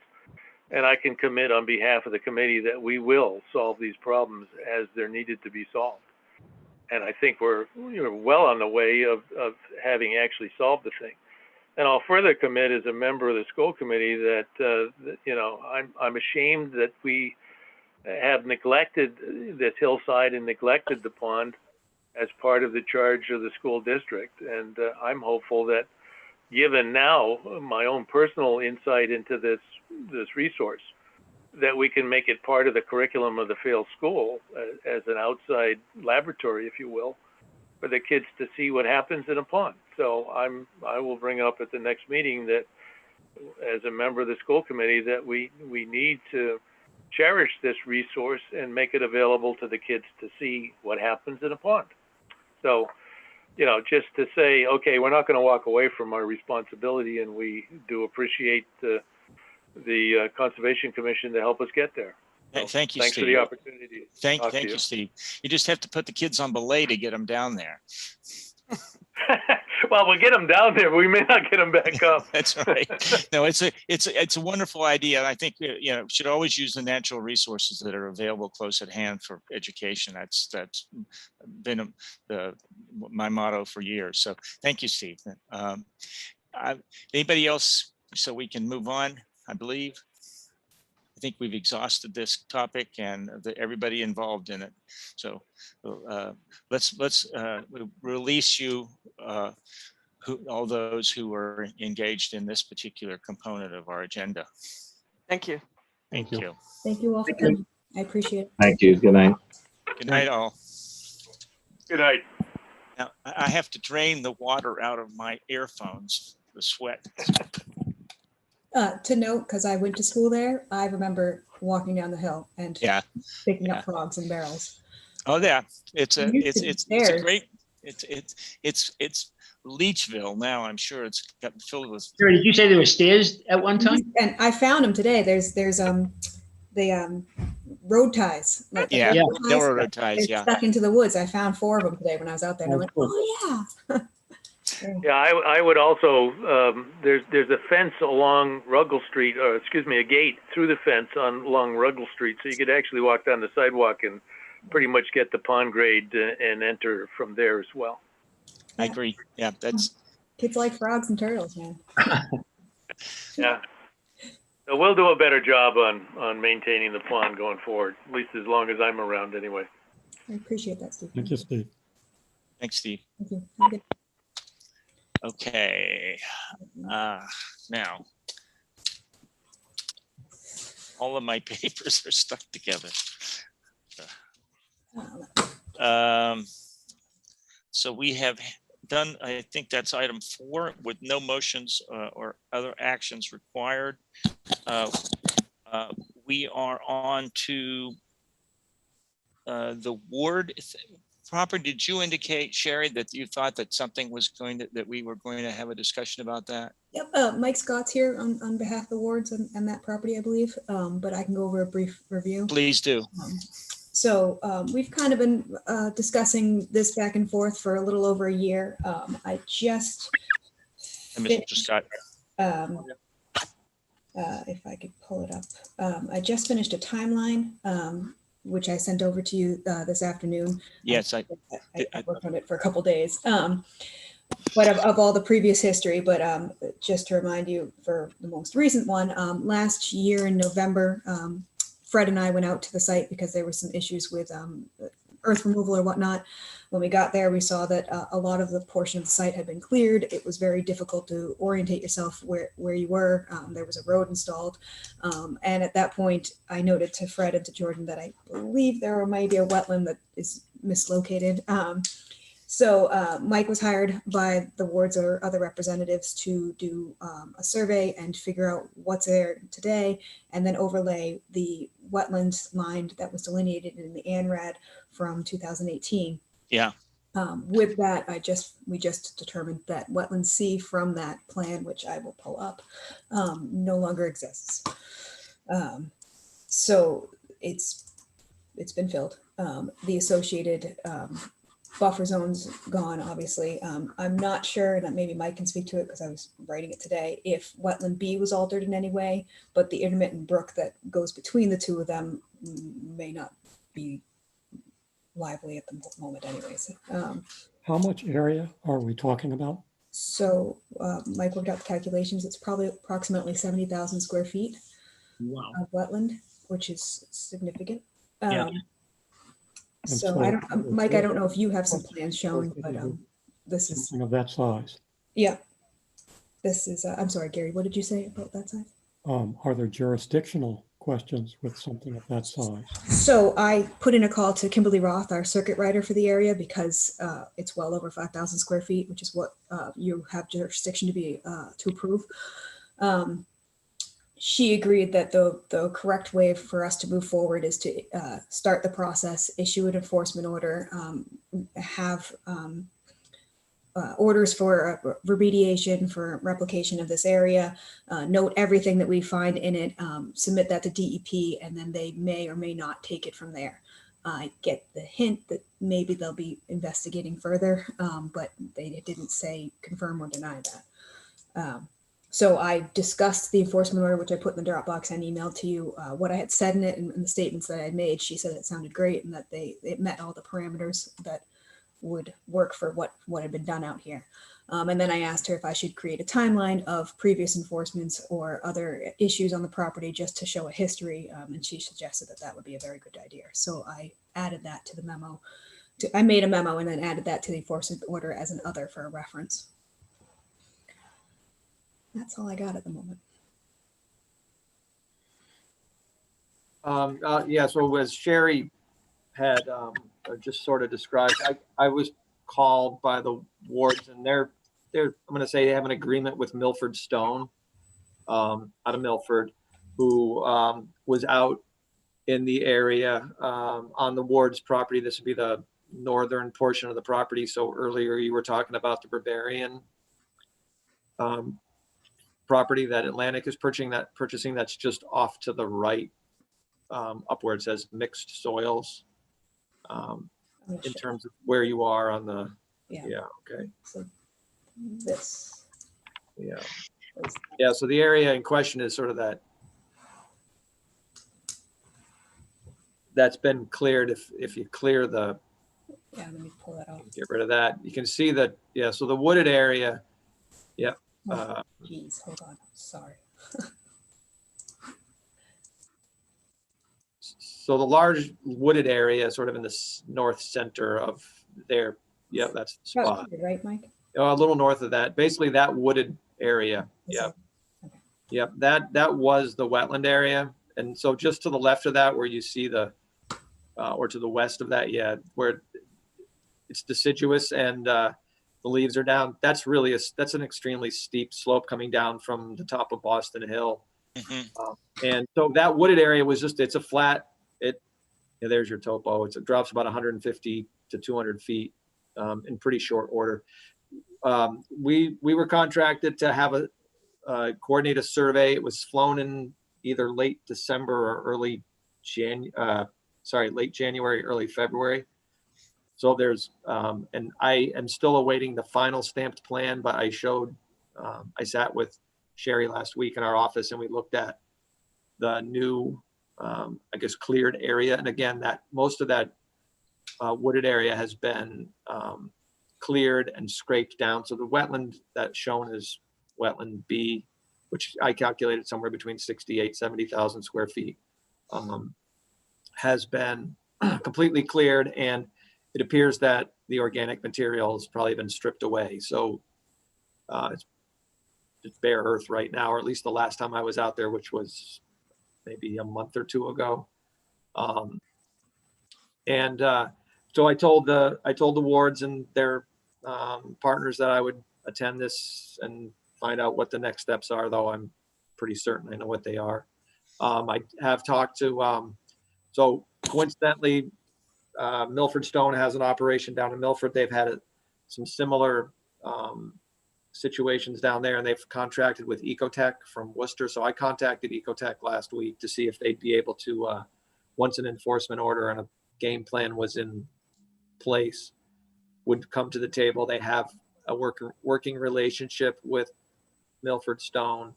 Milford Stone asked that I contact them to involve them if that was necessary, which I believe it obviously is. So the expectation is that as soon as we can get Milford Stone and Ecotech together, that the two of them and myself and the wards will be out here trying to determine a course of action. I think we're pretty confident that entire B series of wetland flagging is gone and a little bit of the intermittent channel that runs to the south. But it seems to me from what I saw when I was out there last time that they've essentially created a depression where the wetland was. So I don't know that it's been filled per se. I think it's been stripped because there's a little bit of a step up as you head to the south into the intermittent channel. And I think that's more the natural grade, but it's certainly been altered. I'm not suggesting it hasn't been altered. It's just that I don't think that it's actually been filled. I think they've actually probably removed the organic material that had accumulated at the bottom of the slope. It's a bit of a saddle there, so water is going to sit before it can drain to the south. But so I expect, again, that Ecotech will be involved and they'll come forward with some sort of restoration plan for both the wetland and to reestablish some sort of buffer zone around it. How extensive the effort's going to be, I would say, will depend on what they did with the soils. Does anybody know anything about the ecological history of that wetland? Was it a vernal pool area or just a wet area? Do we know anything at all? I've been on that site when we walked it in 2018. It was like a wooded wetland, to my knowledge. I don't think it had anything that was open water necessarily like that would harvest vernal pool, but I would ask Patrick Gardner that question if they're still in contact with him, since he Was it delineated. basically deciduous trees? Yes. Stuff like swamp maple, that sort of Well, thing? I think it's a lot of the pine that you see in this photo is That's what where I the was- Was in it, yeah. So, white pines? I can look through the, let me grab the ANRAD and see. Oh, here it is.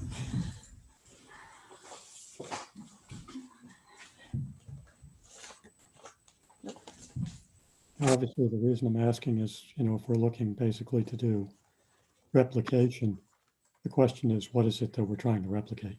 right. It is a very good question. For my part, I walked this property for Mr. Zaretti probably back in like 2005 or 2008 when he was looking to connect Route 9 down to Gleason Street. But we were more or less along the east side of the property where the town's well is, and you can actually see the remnants of the roads. That whole area was wooded the last time I was out there till in 08 or 07, whenever it was. When we went out there in the fall, it was obviously different, but we were waiting for the mapping, and when we finally got the go ahead, it was already, it actually, they flew it after the snow melted. So, but before the leaves popped. So they did get a good limit of clearing, and it's dramatically different. Okay, thanks. I just have a technical question, Sherry. Mhm. I don't know that the motion for the enforcement order refers to the DEP file number. Now, is the DEP file number that we're looking at, that's the one that was used from before 332717? Yes, so that is where the wetland was originally delineated. Yeah. And Kim Okay. told me just to note that in it, but that this isn't necessarily a enforcement order on a specific order of conditions, because it's kind of a general. But so you said we don't need, so we use the parcel ID rather than using the file number. Yes, I would say that in the vote. I do have two DEP files if you wanted to note for reference. Yep. On those. So one is, yes, 332717, and the other one is 332778, are also DEP files associated with this said property. Okay. Do we need further discussion before we move to a vote on the enforcement order? Did anyone want to go over the details of what I wrote in that at all? Well, the enforcement order is you can, if you want to review those, you can share it. It's largely technical, but I think Mr. Scott's description of what we're talking about and what we're addressing by the enforcement order, this tracks that in a more technical manner. That's what I would say. Yeah, I agree with you. Kimberly Roth suggested that I also note buffer zones and any other wetlands that were altered. So the extent of them could be pulled back. I think the best way is to, once Mike comes up with a plan of what was exactly altered, then we can cone this to that specifically. But this is a little general because I don't have exactly the extent of the alteration. And I have noted fill, but as Mike just said, they may not have filled the wetland. It may more be an alteration and a removal versus a fill. So that's our findings. And then this was the memo of which I sent over, which is a timeline, which Mike, I can send to you as well. Just a timeline of all the previous enforcement orders between the town and DEP, only with regard to wetlands. I didn't touch any other department. And then I feel like I'm missing something. Oh, sorry, I breezed right by it. This would be the expectation from the wards going forward for the July meeting. Wetland C, Wetland B, which hasn't been altered yet, where the administration comes out of Wetland B and goes to Wetland C.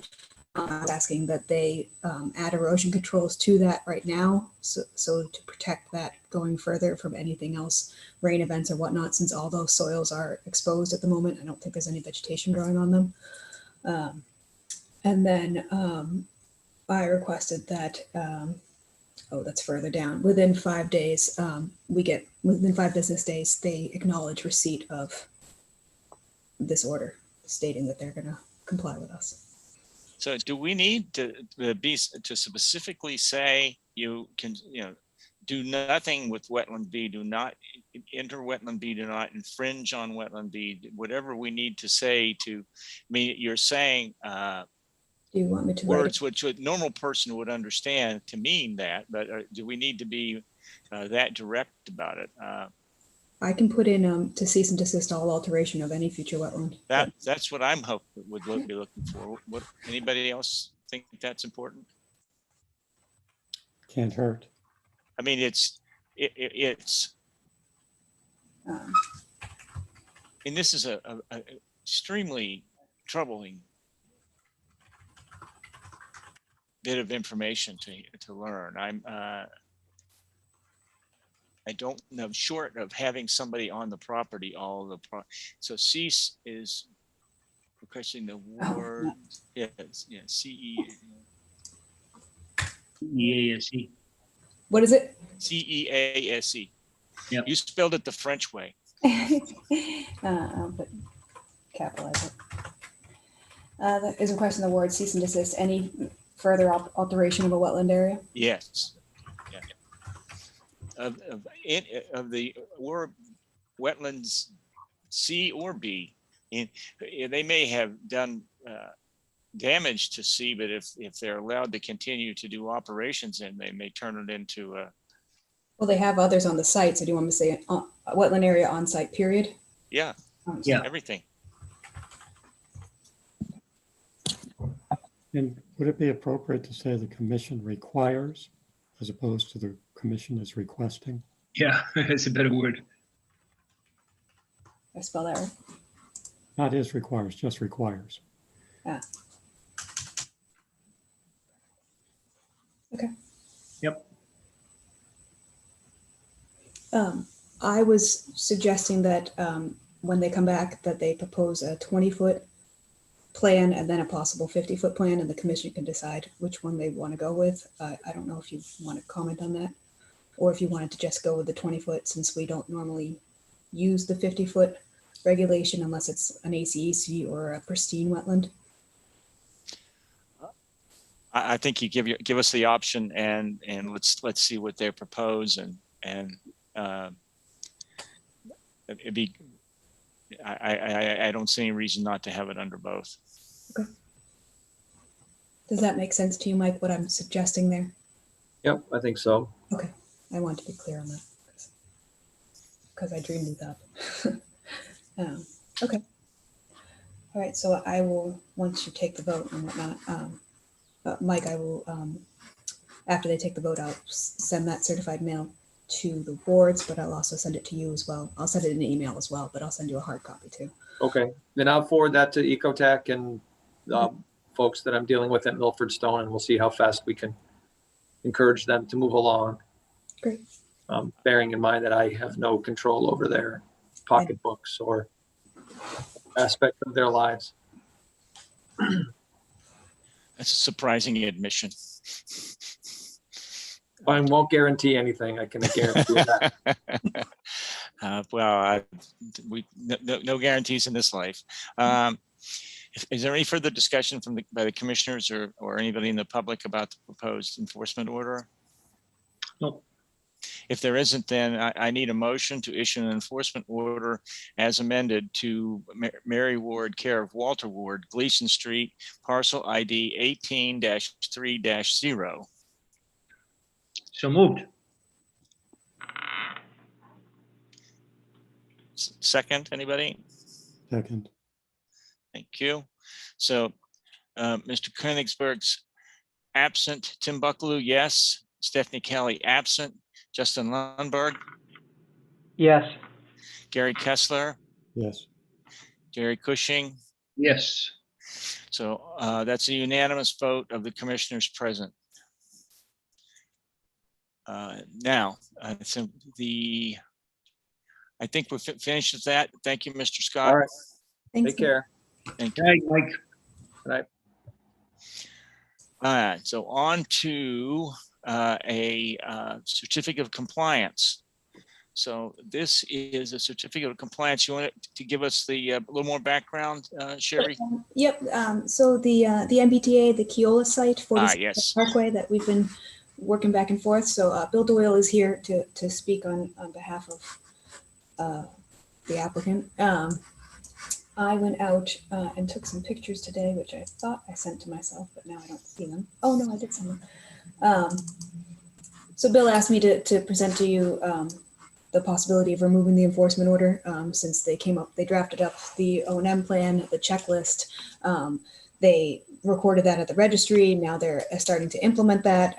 They haven't sent me the spring check off on that yet, but I'm hopeful that I'll get it soon. Bill had said that they did some detention basin work and then checked the catch basins so far. I went out there today and the detention basin, I got some pictures. The detention basin in the back looked great. They had done it.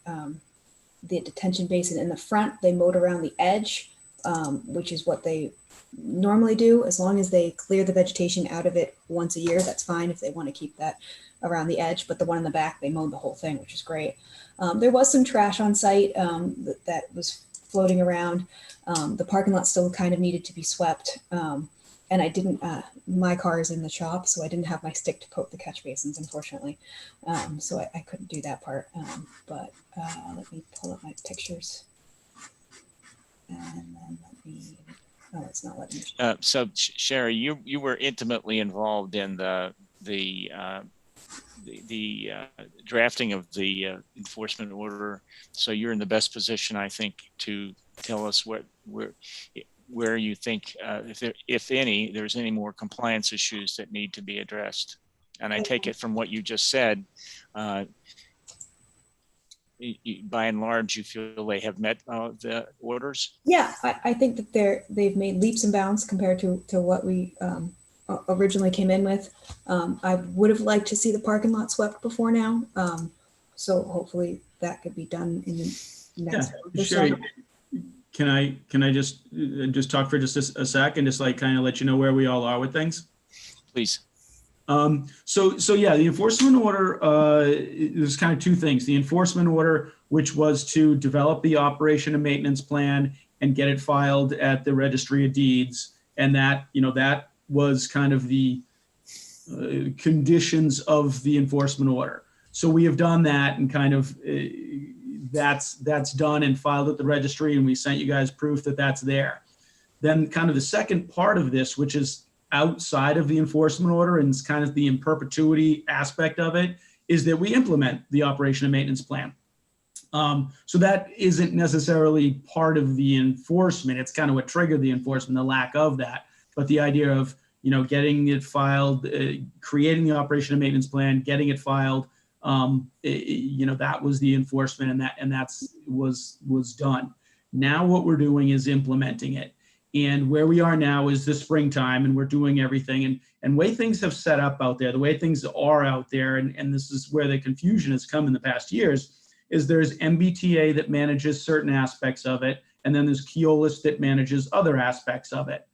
So the operation and maintenance plan was the idea that we create one document that they can both work from and get done.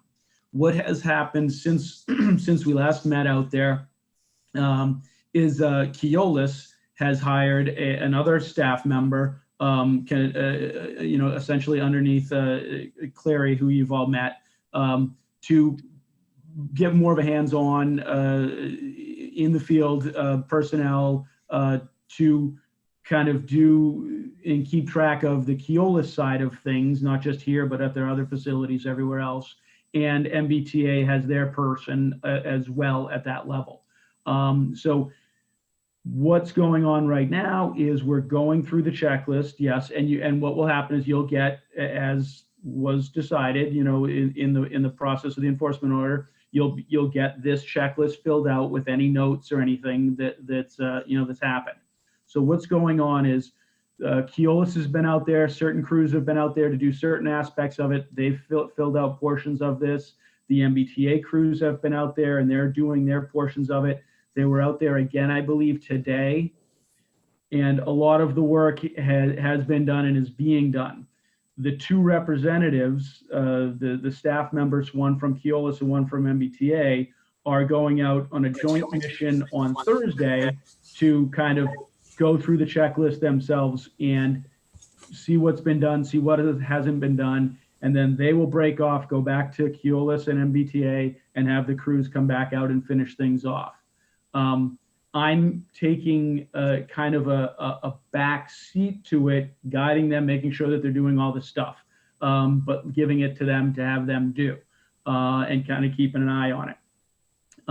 So we're here, you know, tonight was, you know, the idea that, you know, the enforcement order was, again, to create this O&M plan and get it filed at the Registry of Deeds. And that was all done. And it would be great to get that signed off on, because it'll get Keolis to you know, pat me on the back a little bit, and get me kind of, you know, further away from what they need to do.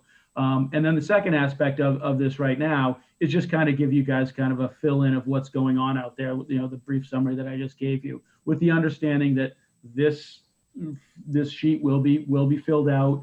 There may be some pictures, there, you know, maybe some other notes or whatever, but that you'll get this, and it will come from the MBTA Keolis team, hopefully not from me, although this one may come from me, but hopefully it comes from them, to show that this is what they're doing on, you know, from here and forever. And what's basically, we're just kind of steep on the learning curve and getting the two entities to work together, not just the two entities, but the crews that they have, whether they're in-house crews or out-of-house crews. That's another thing too. So you have Keolis, they have their in-house people and their out-of-house consultants, and then MBTA has the same. So we kind of have these four entities that are working for two entities that are trying to get you what you need. So I think we've got a pretty good process. We're getting there. I think it'll be you know, interesting. Well, not interesting. It'll be very productive to see how the two representatives from Keolis and MBTA come back on Thursday of this week, and how they react to things that haven't been done, and then what we finally get you. So that's kind of it. It's a newer process for them, but there's a pretty good framework put together by all of us in the past couple of meetings to get to this list and the plan that accompanies it. So that's it. Just kind of a status report. It's been a long one for you guys, so I don't want to talk too much, and I'll let that go. I agree with everything Bill just said. That So then that means that the existence of the tally sheet is a commitment by whether it's Keolis or MBTA or working jointly and severally to do everything that's on there, as you said, in perpetuity. And so I think that accomplishes what we were trying to do. I agree with you, Sherry. So is there any reason we should keep alive we can always revisit this based on their performance. So we don't need to necessarily keep alive the enforcement order to be able to do that. So I would say that we should take steps to release that. Yes, I think we're at the point where you could take that one off, and then we'll just monitor it going forward. What do you think, commissioners? Anybody have anything? Well, the one thing that I guess I would have liked was that we basically have about 2 weeks of spring left.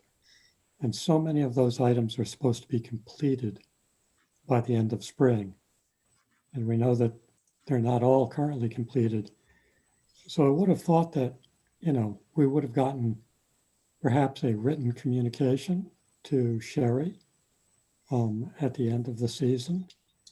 And we would have seen a demonstration that this is all working or not in a couple of weeks.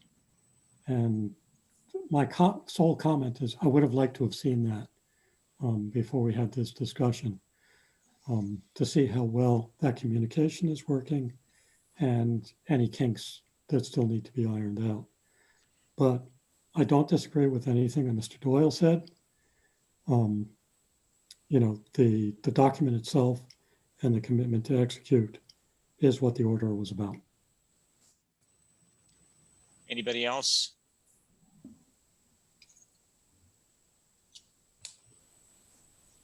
If not, then I'm going to ask for a motion to issue a certificate of compliance for the enforcement order issued on DEP file 332-747 located at 40 Smithville Parkway, map 19, parcel 96B and 96C. So moved.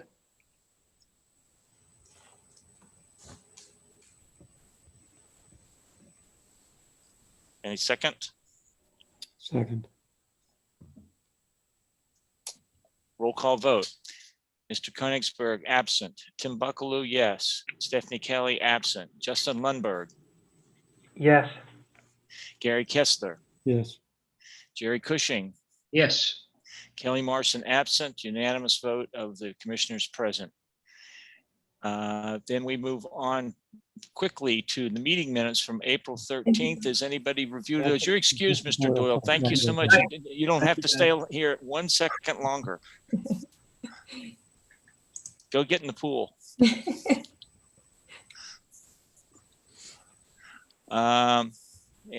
Anybody have any suggestions about the minutes? Nope. I looked at them. They look fine. Do you want to send me the something to sign, or do you need anything, Sherry? Yep, I will. I didn't do that properly because I left Andy. I'll send you the last page in Word. Yeah, I may have to bring it into you because my scanner and printer are on the fritz right now, so I'll probably have to bring it in. I could come pick it up if it makes it easier for you too. Yeah. Okay. All right. If I'm not here, just leave it at the building department. Phone or something. I'm sorry? Just take a picture of it with your phone. Send that to her. I don't. That's too. You're talking to somebody who's technologically maladroit, just to put it mildly. My son takes pictures of his checks and tells me that they're deposited. Why do I not believe that? I know that's the way the banking system works, but there's something too ephemeral about that to me. I don't have to have a statement from the bank president saying that he got my money, but something. All right, I need a motion to adjourn this meeting at 9:05. 2 seconds. Oh, okay. You have something more? Just real quick, the July meeting, the governor rescinded the state of emergency, so our July meeting will be in person. Yes, ma'am. All right. So Yes, in an air-conditioned room somewhere. in a huge air-conditioned room in the town hall. Yes, I haven't seen you all in a year, so it'll be lovely to see you all again. And Sherry says, bring your sweater, right? Yeah, watch, that room's gonna be hot. Okay. I don't have anything else to add, except that anybody that's going on vacation, I hope you have a great time. And if you're not, I hope you're sweating with me in this sweaty town. Okay, so a motion to adjourn at 9:05 p.m., please. So moved. Second, Second. acclamation. Yay. Night, everyone. Yay. Yay.